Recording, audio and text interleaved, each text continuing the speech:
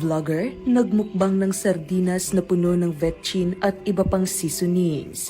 Isang mukbang content creator ang trending ngayon sa social media dahil sa kakaibang paraan ng pagkain ng sardinas na ipinakita niya sa kanyang video.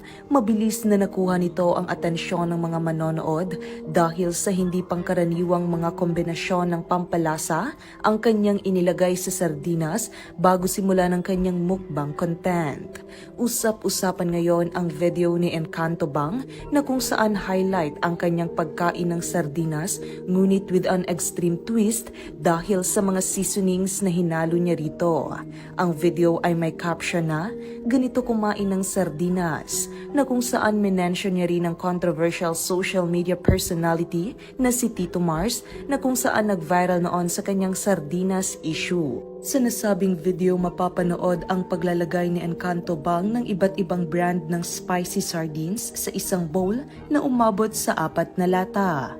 Pagkatapos nito, sunod niyang inilagay ang mga maaanghang na pampalasa katulad ng wasabi paste, wasabi sauce, wasabi powder at hot sauce. Hindi pa nga dito nagtapos ang paglalagay niya ng pangpalasa dahil idinagdag pa nito ang aniyay sikreto para masarap ang sardinas, sangkatutak na vetchin at isang malaking sachet ng magic sarap. Hinalo-halo at dito na sinimulang kainin ang kanyang sariling bersyon ng sardinas.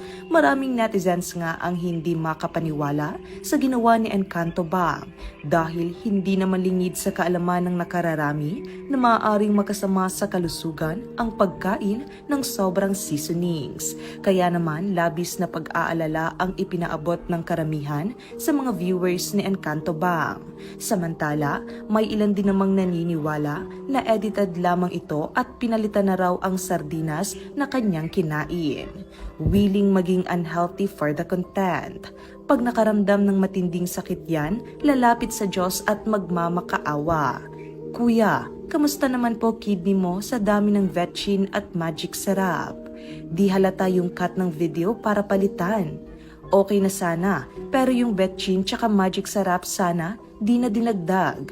Concern lang sa health mo, Lods. Kawawa kidney mo niyan. Samantala, may posibilidad ngang ipagbawal na ng DOH ang mukbang content sa bansa. Ito'y kasunod ng pagpanaw ng mukbang content creator na si Dongs Apatan.